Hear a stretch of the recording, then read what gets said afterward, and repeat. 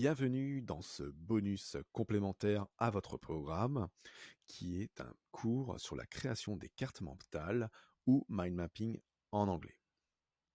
Alors, qu'est-ce que le mind mapping? Qu'est-ce qu'une carte mentale? Le mind mapping, c'est une technique de pensée visuelle dans laquelle on va utiliser des mots et des pictogrammes parce que, bien souvent, et vous connaissez l'adage, des images valent mieux que 1000 mots. C'est une technique où on va partir d'un cœur de carte, donc de façon centralisée, sur lequel on va venir rayonner avec tout d'abord des branches de premier niveau qui vont accueillir vos mots-clés principaux, et ensuite des ramifications qui vont venir préciser l'information. Le mind mapping est surtout super utile pour gérer de l'information, que ce soit en prise de notes, pour faire un brainstorming par exemple, pour l'apprentissage et les formations. Par exemple, moi je l'utilise pour créer mes plans de formation d'ApoMind. Ensuite, ça peut être utile pour de la gestion de projet, définir un projet et ses différentes modalités. En communication, préparer un discours ou préparer une intervention, un livre, mais également pour du travail collaboratif en équipe. Il y a même énormément d'autres utilités. L'histoire veut que ce soit un Anglais du nom de Tony Buzan, donc qui est né à Londres dans les années 40 et qui est décédé malheureusement dans les années 2019, qui est une personne qui a écrit de nombreux livres au sujet de l'apprentissage, de la mémoire et du cerveau. C'est aussi donc le créateur du concept de la carte heuristique, donc ce diagramme qui représente des connexions sémantiques entre les différentes idées et les liens hiérarchiques entre les concepts intellectuels, donc ce qu'on appelle le mind mapping ou la carte mentale. Il est aussi connu pour des techniques de mémorisation, en particulier ce qu'il appelle le grand système. Voilà. Tony Buzan a animé dans les années 70 donc une émission sur la chaîne BBC où justement il donnait des cours sur sa technique de la carte mentale. Et plus tard, il a rédigé 5 livres regroupant ses cours, dont Use Your Head.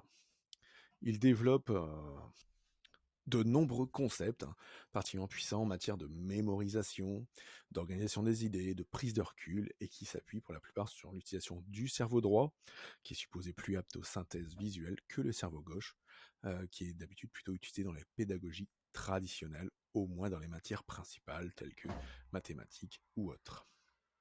L'histoire veut et dit que Tony Buzan, quand il était étudiant et qu'il a voulu mieux apprendre, est allé à la bibliothèque de son université qui a demandé des cours sur le cerveau. Le bibliothécaire lui a alors donné uniquement des livres sur l'anatomie du cerveau au rayon médecine. Et c'est en ça qu'il s'est ensuite spécialisé dans le cerveau et la mémorisation. Alors, on va voir tout de suite les 3 types de cartes mentales. Premier type de carte mentale, la mind map généraliste.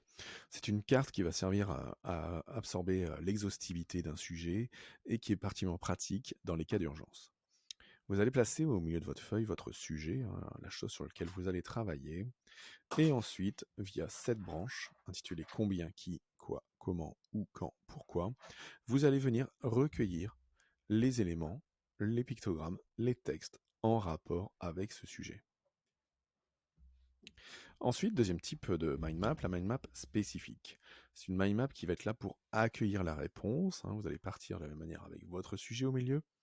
Et ensuite, vous allez vous poser les questions en rapport avec ce sujet. Donc voilà, c'est synthétisé par question 1 jusqu'à question 4. Mais donc vous allez saisir, écrire vos différentes questions et ça va venir vous aider, vous stimuler à accueillir les réponses à chacune de ces questions.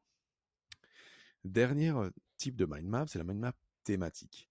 Alors c'est celle qui est utilisée pour la prise de notes, plus particulièrement, et pour structurer ses idées. Vous allez partir de votre sujet et ensuite vous allez, sur chacune des branches, mettre une thématique différente. Bien souvent, tel que le disait Tony Buzan, c'est 5 à 7 thématiques principales sur un sujet. C'est véritablement la mind map qui va être utilisée le plus pour accueillir un brainstorm, travailler un discours ou autre. Enfin, véritablement, je dirais, moi, pour 80% des utilisations de mind map, c'est celle qui sera à utiliser pour vous. Donc, si on récapitule avec une carte mentale, il y a 3 types de cartes.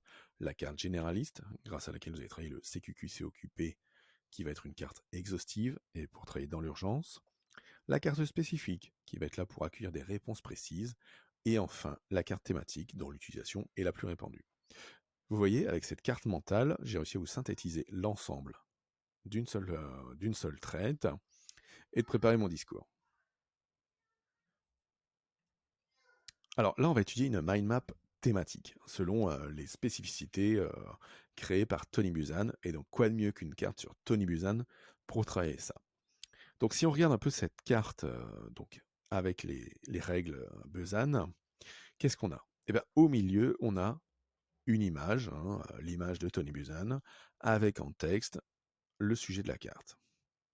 Donc ça, c'est une règle de Tony Buzan, de partir du milieu, à peu près quelque chose qui fait la taille d'un point sur une page A3, et de partir de là, et d'en faire partir nos branches de premier niveau. Ensuite, nos branches de premier niveau, elles vont donc inclure, alors bien souvent on le fait plutôt dans le sens des aiguilles d'une montre, mais on peut le faire dans le sens inverse, mais par convention, on le fait dans le sens des aiguilles d'une montre. Donc on peut voir que Tony Buzan a créé le mind mapping, puisque on a mind mapping en première branche, et dont il est l'inventeur et l'évangéliste.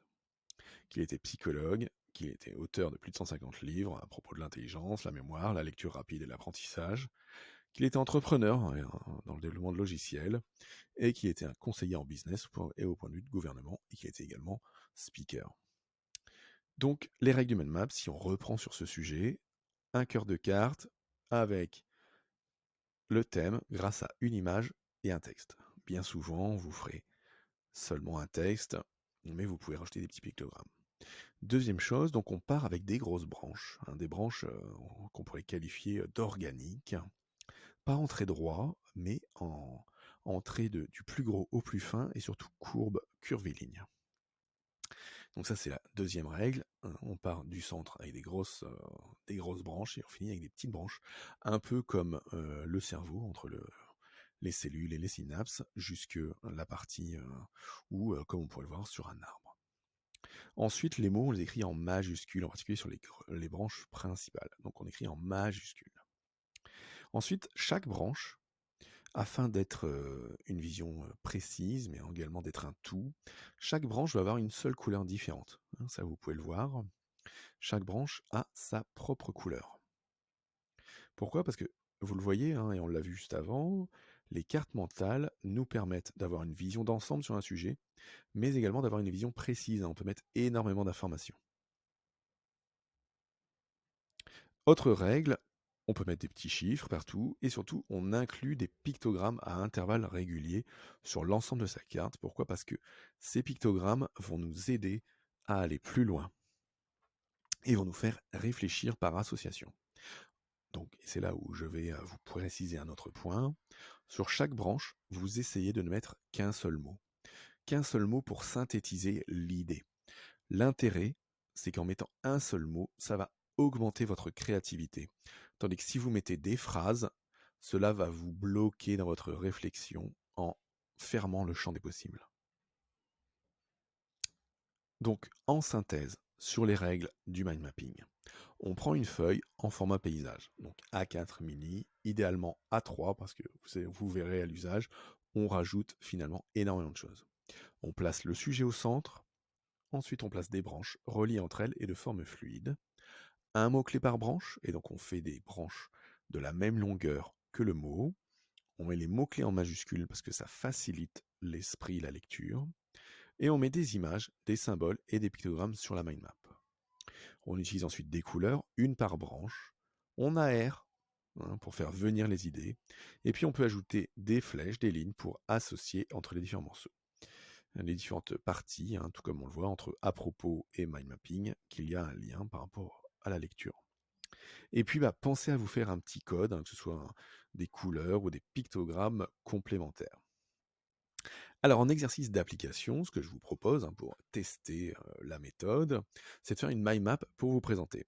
Donc je vous conseille, c'est vous placez votre prénom au centre de votre carte, vous construisez déjà 5 branches sur laquelle après vous allez mettre les adjectifs qui vous caractérisent ou les éléments que vous pensez à propos de vous.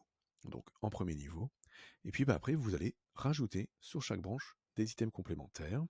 Si vous souhaitez un feedback sur cet exercice, eh bien écoutez, je suis disponible par email ou dans le groupe Facebook.